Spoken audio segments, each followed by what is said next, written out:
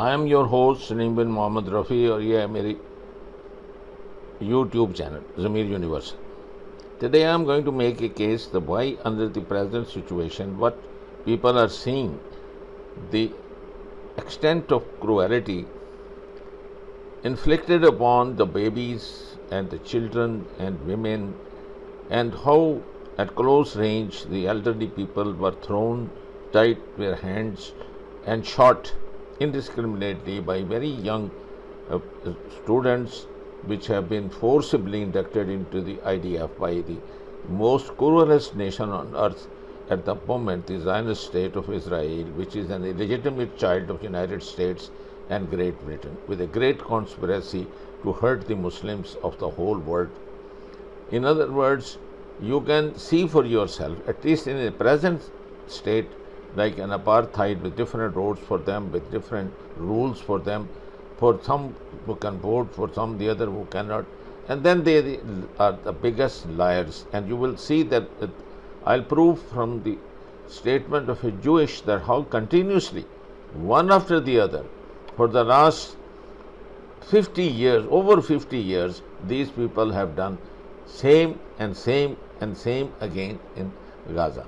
And then you put in a cage, an open air prison, and put 2.5 million people and just use them as slaves to come in a construction company and have cut off all there, so that they do not earn money, they don't have airport, they don't have train, they don't have access to passport, they can't go anywhere, they don't have any surety for drinking water or desalinating, or have their own sea and beaches and on their, they have no freedom. They can't go to Egypt, they can't go to Jordan, they can't go to Israel.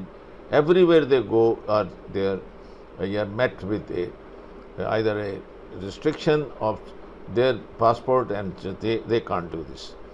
Now listen to this Jewish guy, who most Jews probably would not like, and see whether it has Israel got the right to exist.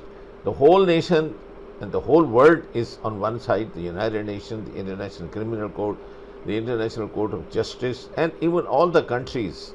You can see that in happening, the Qatar, Egypt, and all these people who try to arbitrate, they have now set back, and they want to sit back because the arbitrator here is the most dishonest, most ugly, with two-faced person, who is the American president. And there is a long history of all the American presidents, how they have supported this illegitimate child. What weakness they have in their hands, that they are bullied by them, they are kicked on their ass by them, and they beg them. They come and they, without their invitation, they address their both houses. Now again on June the 13th, this new, another swine, another ugly face speaker. Years ago at Obama's time, a criminal who is supposed to be arrested at any airport will walk into and address the Congress. What would be the respect of their Congress and Senate? People will spit on that Congress and spit on every senator who will sit and listen to this. A criminal, a swine, a pig face, a person who should have been shot, arrested immediately at the airport and hanged publicly in the Times Square. You are now having him as a speaker and honoring him. Hell with you, you will burn with all of you, all the Congress, all the senators, all the president, all the people who are running the show in the United States of America, except the public, except the people. People, 250 million Americans have very little say. They are, as reported here, they are just living on a farm as a herd of sheep or cattle, and just earn for them, and all their taxes are sent to Israel, this illegitimate child. And that man, who is the most hated, spitted upon his face, is going to address you. There's hell with you the time to go in the history, what kind of a nation we had in 2024 who allowed this. And this is what this black president did. And he had nothing to do, but he was first bypassed, and the speaker at that time invited this same criminal to address the both houses in Obama's time. So you see, when you repeat a thing again and again and again, do you have, when you are not a part of the international body, all United Nations like the Human Rights Watch or the Amnesty International, even the independent report which you manipulated, now you are threatening the International Criminal Court as well. So why not have this prior state? It's a prior and it is a state. This is the state which should be sanctioned, not Russia, not Iran, not Pakistan, not any other country in the world except Israel, because that's the one who has destroyed. People can't even sleep when they see the dead bodies and decapitated kids and burned to ashes. And they have not done once. It isn't the 23, it has nothing to do with October the 7th. Look back and see the timeline I'm giving you, and see why they have no right to exist. And the children and women, and how at close range the elderly people were thrown, tied their hands, and shot indiscriminately by very young students, which have been forcibly inducted into the IDF by the most cruelest nation on earth at the moment, the Zionist state of Israel, which is an illegitimate child of United States and Great Britain, with a great conspiracy to hurt the Muslims of the whole world. In other words, you can see for yourself, at least in the present state, like an apartheid with different roads for them, with different rules for them, for some who can vote, for some the other who cannot, and then they are the biggest liars. And you will see that I'll prove from the statement of a Jewish that how continuously, one after the other, for the last 50 years, over 50 years, these people have done same and same and same again in Gaza. And then you put in a cage, an open air prison, and put 2.5 million people and just use them as slaves to one in a construction company and have cut off all there, so that they do not earn money, they don't have airport, they don't have train, they don't have access to passport, they can't go anywhere, they don't have any surety for drinking water or desalinating, or have their own sea and beaches and on their, they have no freedom. They can't go to Egypt, they can't go to Jordan, they can't go to Israel. Everywhere they go, they are met with either a restriction of their passport, and they can't do this. Now listen to this Jewish guy, who most Jews probably would not like, and see whether it has Israel got the right to exist. The whole nation and the whole world is on one side, the United Nations, the International Criminal Court, the International Court of Justice, and even all the countries. You can see that in happening the Qatar, Egypt, and all these people who try to arbitrate, they have now set back, and they want to sit back because the arbitrator here is the most dishonest, most ugly, with two-faced person, who is the American president. And there is a long history of all the American presidents, how they have supported this illegitimate child. What weakness they have in their hands, that they are bullied by them, they are kicked on their ass by them, and they beg them. They come and without their invitation, they address their both houses. Now again on June the 13th, this new, another swine, another ugly face speaker. Years ago at Obama's time, a criminal who is supposed to be arrested at any airport will walk into and address the Congress. What would be the respect of their Congress and Senate? People will spit on that Congress and spit on every senator who will sit and listen to this. A criminal, a swine, a pig face, a person who should have been shot, arrested immediately at the airport and hanged publicly in the Times Square. You are now having him as a speaker and honoring him. Hell with you, you will burn with all of you, all the Congress, all the senators, all the president, all the people who are running the show in the United States of America, except the public, except the people. People, 250 million Americans, have very little say. They are, as reported here, they are just living on a farm as a herd of sheep or cattle. and just earn for them, and all their taxes are sent to Israel, this illegitimate child. And that man, who is the most hated, spitted upon his face, is going to address you.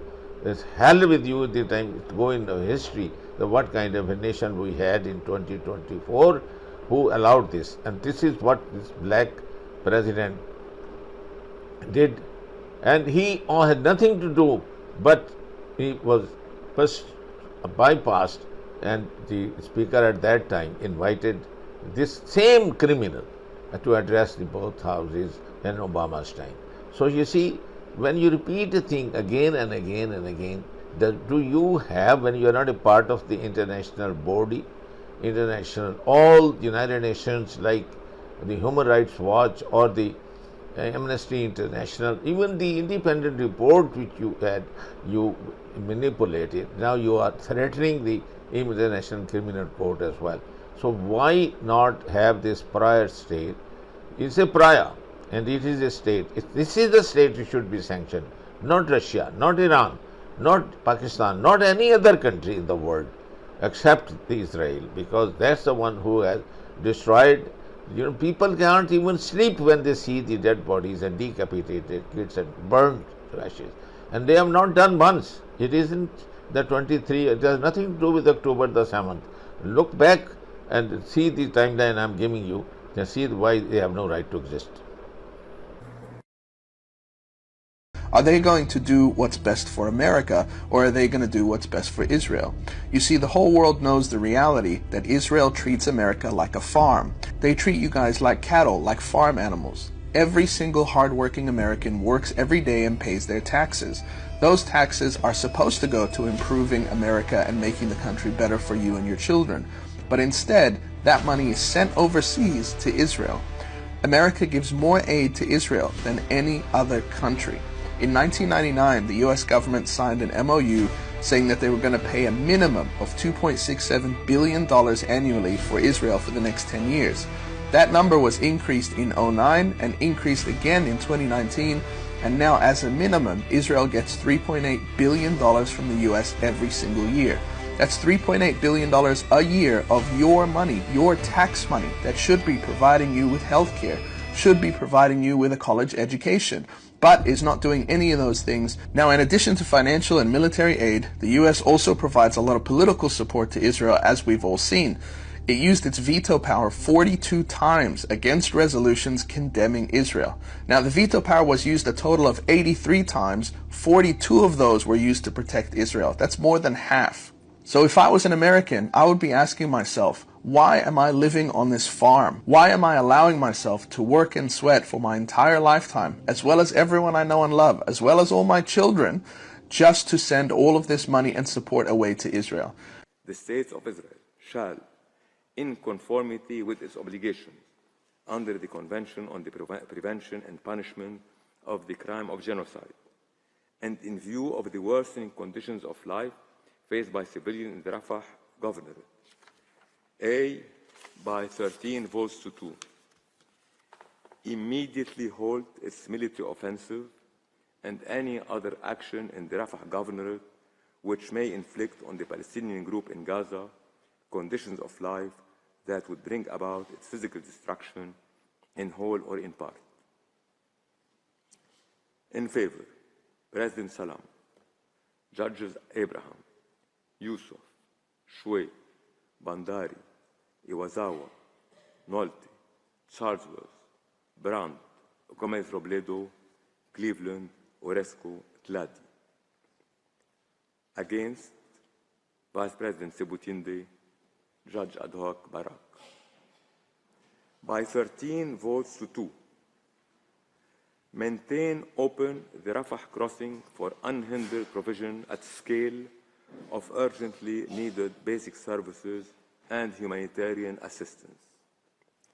In favor, President Salam, Judges Abraham, Yusuf, Shway, Bandari, Iwasawa, Nolte, Charlesworth, Brandt, Gomez Robledo, Cleveland, Orozco, Tladi. Against, Vice President Sebutinde, Judge Ad hoc Barak. C, by 13 votes to 2, take effective measures to ensure the unimpeded access to the Gaza Strip of any commission of inquiry, fact-finding mission, or other investigative body mandated by competent organs of the United Nations to investigate allegations of genocide. In favor, President Salam, Judges Abraham, Yusuf, Shway, Bandari, Iwasawa, Nolte, Charlesworth, Brandt, Gomez Robledo, Cleveland, Oresco, Tladi. Against, Vice President Sebutinde, Judge Adolf Barak. 3, by 13 votes to 2, decides that the State of Israel shall submit a report to the court on all measures taken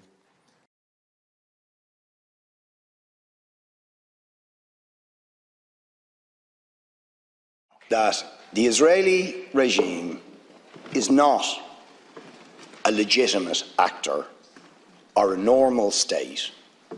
It is a terrorist state, it is an apartheid state, it is a state that has been built from its inception on the ethnic cleansing of Palestinians, of the establishment of an apartheid system, of the day-in, day-out ethnic cleansing of Palestinians, theft of Palestinian land, illegal occupation, denial of the most basic rights to the Palestinians, and ongoing war crimes, crimes against humanity, and violations of international law.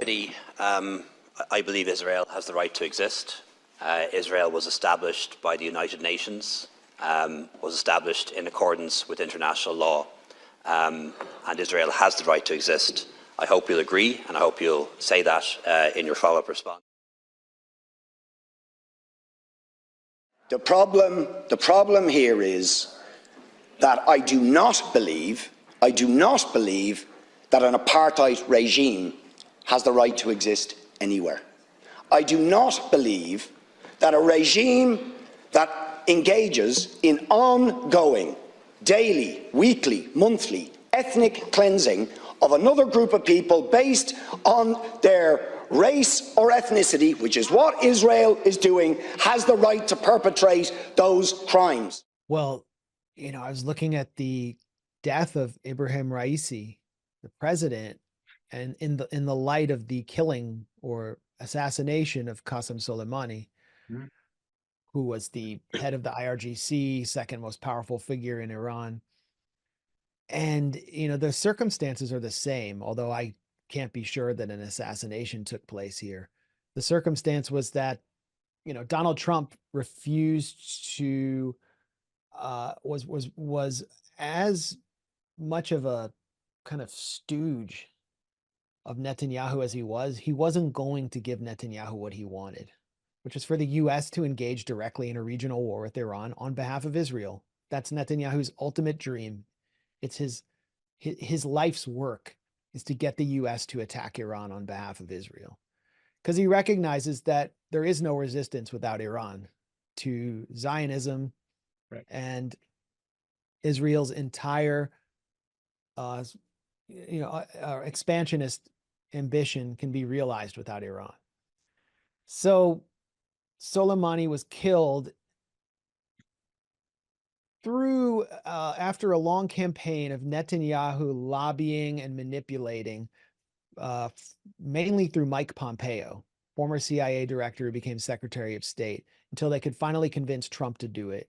They killed him on his way to a peace conference with a peace conference in Iraq with Saudi Arabia, which was also very threatening. I think the whole idea of Iran and the Saudis coming together, maybe working together through BRICS, would be deeply, deeply damaging to the whole Western divide and conquer strategy. They killed him. Raisi was killed following this exchange between Iran and Israel, in which Israel attacked Iran's consulate in Syria, in Damascus, an attack on sovereign Iranian territory, brazen, something we've never seen before, more brazen than the US attack on the Chinese embassy in Belgrade. And they were trying to draw the US in. And what did the Biden administration do? They directly told Israel, we're going to send the Patriot batteries. We're going to get the Jordanians to help take down the Iranian inevitable counterattack. And they did. Then they told Israel, take the W, take the win, but we're not going to respond and attack Iran.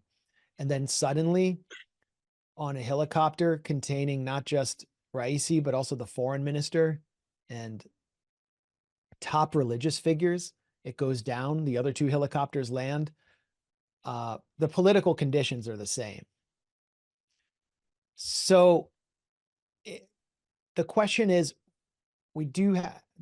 how does the ruling faction in the US, which controls the White House, respond to the constant Israeli push to provoke the US into attacking Iran, an attack which I think contravenes US national interests? And the US does have national interests which diverge strongly from Israel's. I think generally US national interests diverge from Israel's at this point in history. And the Biden administration and the Trump administration are slightly different there. I think while both would enable a genocide and be happy to cast the Palestinians into the dustbin of history or the gas chamber of history, whatever it is with this this live streamed Holocaust we're witnessing. And they would maybe differ in their rhetoric about the Palestinians. The Democratic faction wants to make a deal with a kind of reformist authority in Iran that would be similar in their minds to the Camp David deal with Egypt. And they would slowly domesticate Iran and bring them in, but also allow Iran to have an economy and to be sort of a mid-level power. Maybe sometime at some point in the future, it could be kind of like Turkey. But the Republicans, particularly Trump, are under the influence of a much more vitriolic, rabid Zionist force led by the Adelson family, Sheldon Adelson, who said that he wished that the US would drop a nuclear weapon on Iran, who's dead, but his wife runs his fortune. It's a cutout for Israeli intelligence. Adelson and Netanyahu are the same thing, and they have full control over Trump Incorporated. So I think until next January, we're going to see some resistance by Washington towards getting directly involved with Iran. I mean, another thing we can look at is the sort of flotilla that the Biden administration sent, USS Eisenhower, an aircraft carrier, as well as destroyers and cruiser class ships to the Mediterranean after October 7th as a message to Hezbollah. That was their attempt to kind of reassure Israel and tell them, hey, we're not going to let Iran or attack you, and we're going to make sure Hezbollah doesn't overrun you. But it was also a way of saying that's as far as we're going to go. Take it or leave it. So that's my view on, and I could be proven wrong, but I would expect, as long as Biden's in there, many more provocations to come between now and November, particularly, possibly an October surprise on behalf of Trump. Netanyahu certainly wants Trump in there. And I think we'll see provocations in the United States. Something I'm incredibly afraid of is a kind of anti-Semitic false flag attack, or just an actual anti-Semitic lone wolf attack, which is inspired by all of the violence that Israel's committing and the images of it that are spreading like wildfire across the internet. Well, the Israelis have long prodded or attempted to prod the United States, going all the way back to the Bush administration, into a war with Iran. And remember that the Israel lobby was fundamental to pushing the United States into a war with Iraq. All of these neocons, Wolfowitz, Pearl, Louis Scooter Libby, they were also extremely close to the Zionist lobby. So it's a very foolish, dangerous provocation. I think the restraint has been shown not by Israel, of course, or even the United States, which has deployed warships to the Persian Gulf. But by Iran and by Hezbollah. Hezbollah does not want a repeat of 1982 in Lebanon, where West Beirut was flattened by the Israeli Air Force. Iran is very wary about getting into a direct conflict. They will do it through proxies, like through Hezbollah. So I think that's where the restraint has come from. However, Israel keeps pushing and baiting Iran, provoking Iran to respond. They are going to have to respond somehow.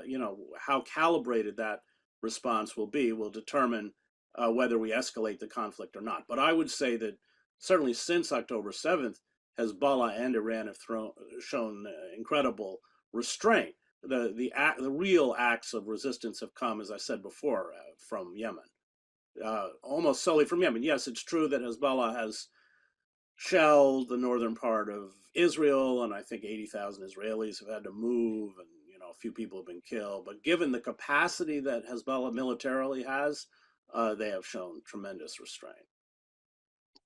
There are some, including not as much military experts, like I'm thinking of people like Norman Finkelstein, who says that the combined power of Hezbollah, Iran, and the other allies it has in the region would be something that Israeli army cannot match. Do you buy that argument? Well, I don't. I think that any conflict between Israel and Iran would be in the air. I don't see Iranian troops storming through Syria to attack Israel. So as long as it is essentially an aerial conflict, no, I would disagree. And I don't see Hezbollah storming over the northern border of Israel into Israel either. So I think what we're talking about is perhaps a ground incursion by Israel into southern Lebanon. But I don't see this as a war actually between armies. Logistically, I'm not sure how that would work. Number one. Number two, I don't think they want it. So I'm not sure I agree with that analysis, because Israel supplied by the United States, as we've seen in Gaza, can sustain over the long period a pretty formidable air campaign. I want to move to other areas, but just a final question on the Middle East. We had Ambassador Chas Freeman, and he argued that, as you just said, that the American involvement in Iraq was significantly instigated by Israel. Thinking about, you have been covering the Middle East for a long time, thinking about American involvement in the region and the instability it has created all over, is it fair to blame just Israel when it comes to the American involvement in the region? No, I don't think. I think Israel and the United States were full partners in these debacles, but they were full partners, and we had Israel. I mean, there's all sorts of fingerprints of Israel in Iraq, including in Abu Ghraib. Yeah, I'm not saying that Israel was the sole engine for what happened in Iraq, but it was an important and a primary player in terms of pushing the United States into the war. Remember, we're talking about the first Iraq war, the invasion of Iraq. There was heavy opposition within the State Department, the CIA, even within the military. The Arabists were not behind this war. And so what you had is Dick Cheney, who was Secretary of Defense, creating his own kind of rogue unit to cook intelligence to pass it on to the White House. And Israel was deeply involved in that. That's a little caveat that I think a lot of people miss, that the establishment was not supportive of the war. And I know that because I was brought to these institutions to speak against the war, including the State Department at West Point, and they knew what I was going to say. They couldn't say it, but they knew what I was going to say. And Israel was deeply involved in all of that subterfuge, those lies about weapons of mass destruction, the whole fantasy of first Baghdad and then Tehran. Israel was deeply involved in all of that, and the architects of the war had very, very close links to Israel and the Zionist lobby. It is said that somewhere in the middle of the 1990s, during the Clinton administration, there was a shift in American foreign policy in the Middle East from balancing Iran and Iraq to double containment of Iran and Iraq. And it is said that Israel was very significant in pushing forward this shift in American policy in the region. Yeah, that's correct. And of course, it ended up being completely counterproductive, because what it did is solidify a Shiite alliance between Baghdad and Tehran. And so the balance is gone. In many ways, Iran won the war. Quite literally, because we forget that with ISIS, which is Sunni, when they rose up, they were militarily increasingly dominant. And you had all sorts of Iranian militias and probably Iranian Revolutionary Guard forces crossing the border. There was a tacit alliance at a certain point between the United States and Iran to defeat ISIS and the Caliphate, and Iran played a significant part of that.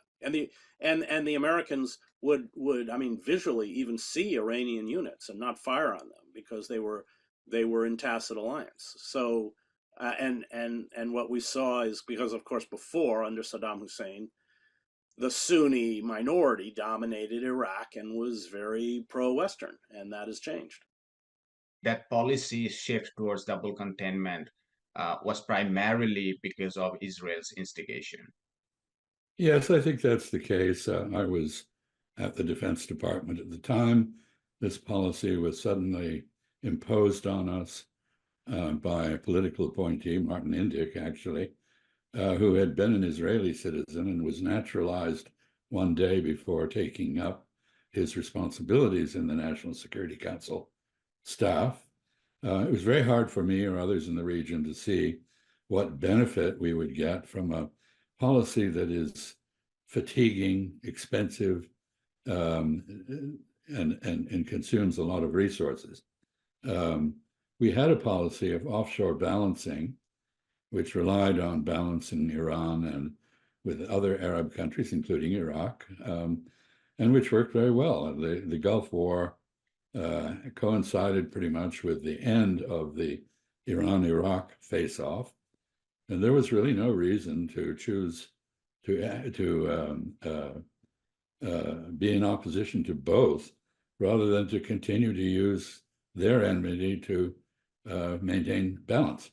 But both were enemies of Israel, and therefore one has to assume that this was contrived for the benefit. The international outrage after an Israeli airstrike killed dozens of displaced Gazans at a camp in Rafah.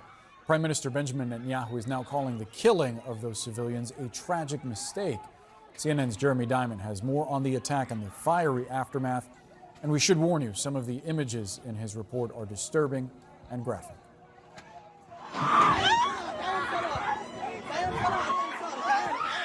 Their blood-curdling screams tell the story of the unfolding horror more than words ever could. But it is only as bodies are pulled out of the inferno that the scale of this attack becomes clear. At least 45 people were killed after an Israeli airstrike targeted this camp for displaced Palestinians in western Rafah, according to the Palestinian Ministry of Health. Plastic tarps engulfed in flames. Sheet metal walls crushed by the blast. A block of makeshift shelters flattened in an instant. The Israeli military says the strike killed 2 senior Hamas militants who commanded Hamas's West Bank operations, Yassin Rabia and Khalid Najjar. In a rare move, the Israeli military's top lawyer launching an investigation into the strike, saying civilian casualties had not been expected. It was assessed that there would be no expected harm to uninvolved civilians. The IDF regrets any harm to uninvolved civilians during combat. Mohammed Abu Atawi is one of those civilians, so badly burned that he cannot even open his eyes. But there are so many more. So many children writhing in pain. And then there are the parents, desperate to save babies whose cries have been silenced. perhaps forever. For those who survived, whatever thin sense of safety they still had has now been completely shattered. We were sitting and suddenly there was a big blast and fire. People started screaming, Ranin says, describing how they spent the whole night pulling charred bodies out of the embers. While hundreds of thousands have fled eastern Rafah after the military ordered its evacuation, many others, like this man displaced from central Gaza, came here to western Rafah, told the area would be safe. And then there are the mourners. The occupation army is a liar. There is no security in Gaza, says this man, whose brother was killed in the strike. Here he is with his wife. They were martyred. They are gone. For one man, a brother. For another, his sister. She was the only one, he says. She was the only one, and she is gone.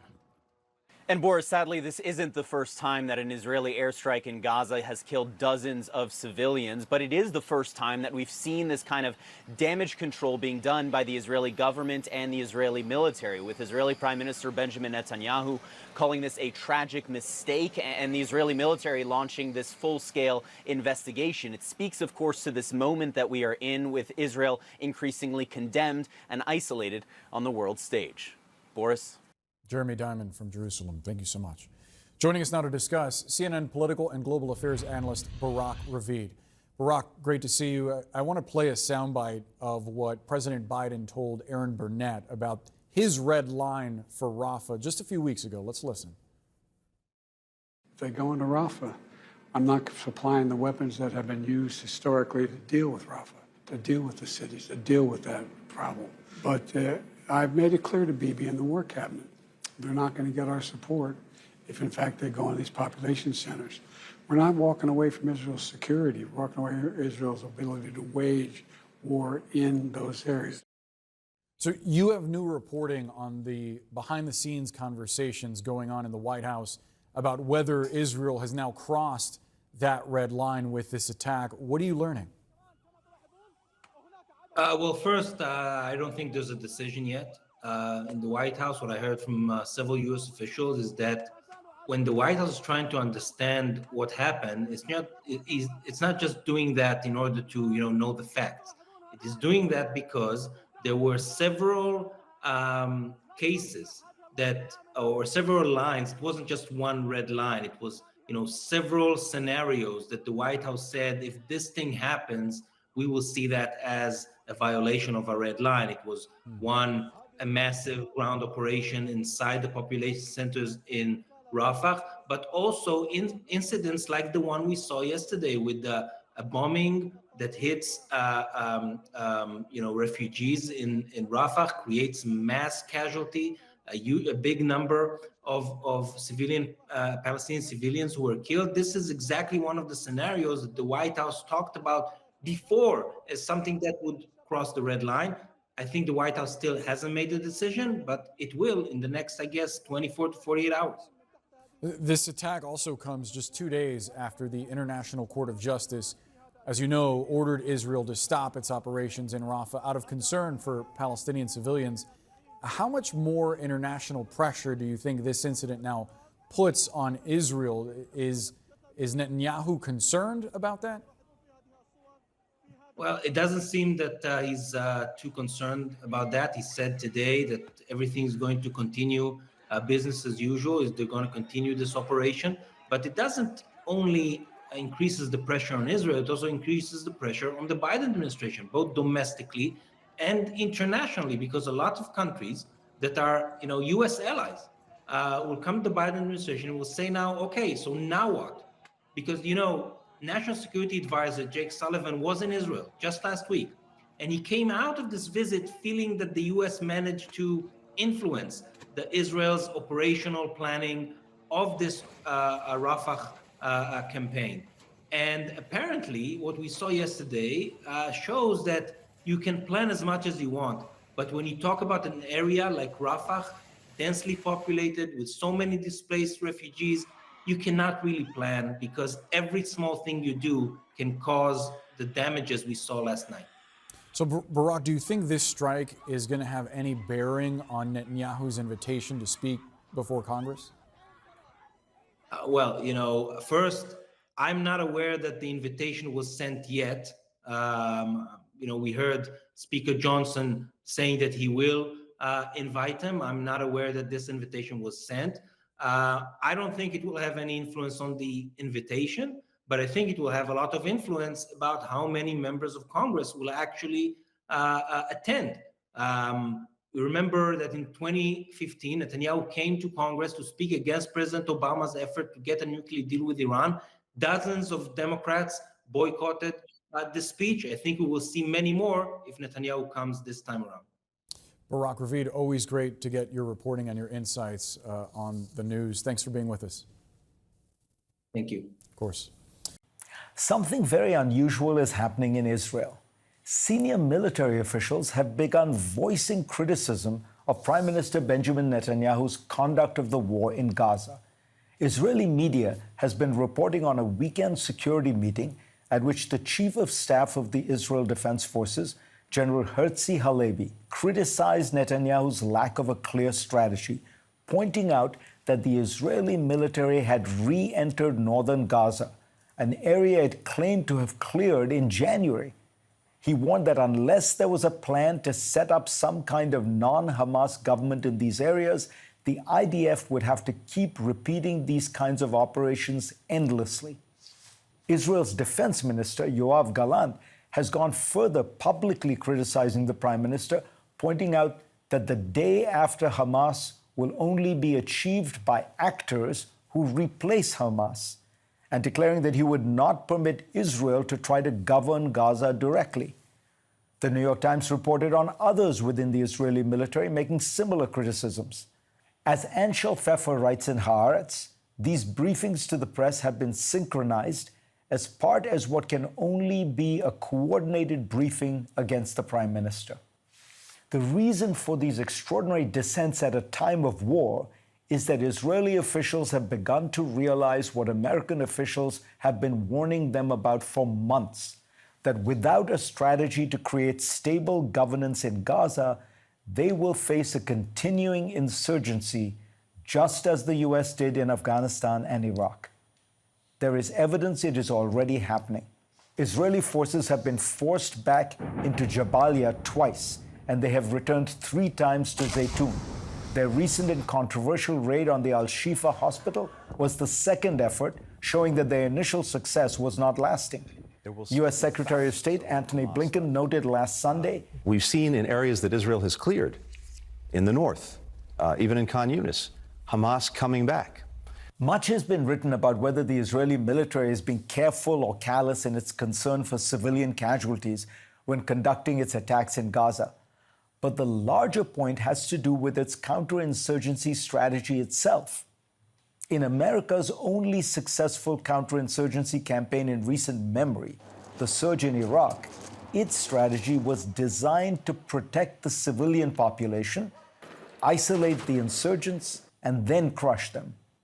To that end, General David Petraeus worked tirelessly with Iraq's Sunnis, the community spawning the insurgency, to win them over, give them a stake in Iraq's government, and thus isolate the insurgents and the militias. He then used lethal force against those militias. This is almost the inverse of Israel's strategy, which has been first and foremost to go after Hamas guns blazing, with very little regard for winning the hearts and minds of Gaza's civilian population. Prime Minister Netanyahu's argument against post-war plans and operations is that the war isn't over. And in his words, there is no alternative to military victory. The attempt to bypass it with this or that claim is simply detached from reality.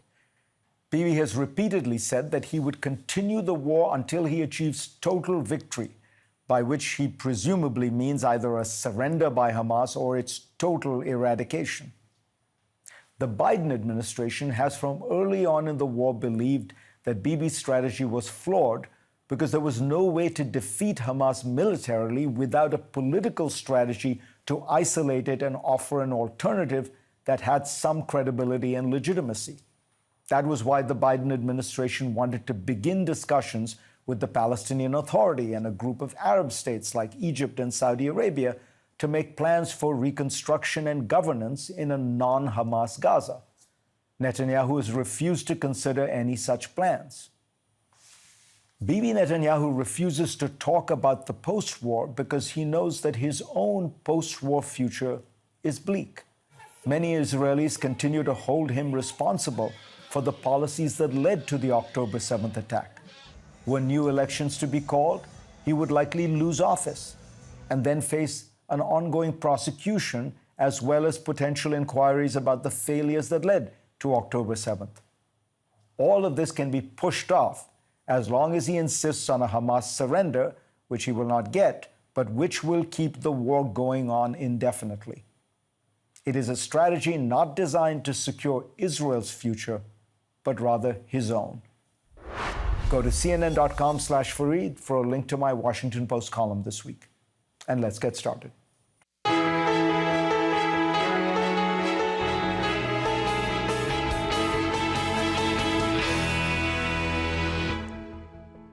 So you heard what I had to say. What does a better war strategy for Israel look like? Joining me now is former CIA director and retired U.S. Army General David Petraeus, whom I mentioned in my take. He commanded American and coalition troops both in Iraq and Afghanistan. David, welcome. First, let me ask you to explain, what was the heart of your strategy in Iraq, which worked? You were battling an insurgency, a bunch of terrorists, militias, call them what you will, and the U.S. had not been able to really eradicate those terrorists. What did you do? Well, first and foremost, we committed to making life better for innocent Iraqi civilians, and we pledged that we would get al-Qaeda, an extremist group irreconcilable, similar to Hamas, out of their midst. We would clear their neighborhoods, their cities of al-Qaeda, and then we would keep them out of those cities and neighborhoods. We'd create gated communities, 12 of them alone in Fallujah, which was already completely encircled by cement to keep them out. And then you have biometric ID cards. We would flood the area immediately with humanitarian assistance, then restore basic services, and then go about the comprehensive reconstruction, rebuilding all of the damaged infrastructure, restoring schools, markets, clinics, bridges, roads that had been blown up by al-Qaeda and by the other of the most dangerous Sunni insurgent groups. And then keep the pressure on those groups, constantly going after them after having cleared comprehensively from the populated areas. But the key was the hold and the build. We're seeing in Gaza the clearing. The problem is if you don't hold, again, keep the people separate from, in this case, Hamas, which is, again, an extremist group akin to the Islamic State. It's irreconcilable. But if you don't separate them from the population and keep them separate, you're going to have to go back and re-clear, because extremist groups, if they're not kept out, will reconstitute. We saw it ultimately at the end of the 3.5-year period after the surge, which drove violence down by nearly 90%, and it continued to go down even as we drew down in the subsequent 3.5 years until the withdrawal of our final combat forces and Prime Minister Maliki taking highly sectarian actions that took his security forces' eyes off the Islamic State. They were able to reconstitute, and of course within 2 years you had the first ever Islamist extremist caliphate in northern Iraq and northeastern Syria. Look, I want to see Israel succeed. I believe Hamas does need to be destroyed. What they did on October 7th was absolutely barbaric and horrific and unspeakable.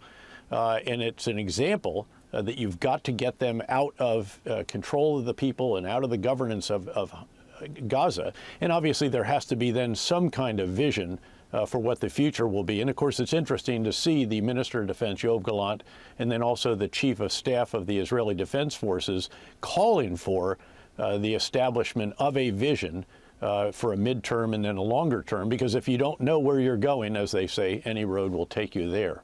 Universal television को subscribe करना ना भूलें, उसके बाद bell button पे click करें और अपने कमेंट्स के सेक्शन में अपने कीमती जो ख्यालात का इजहार ज़रूर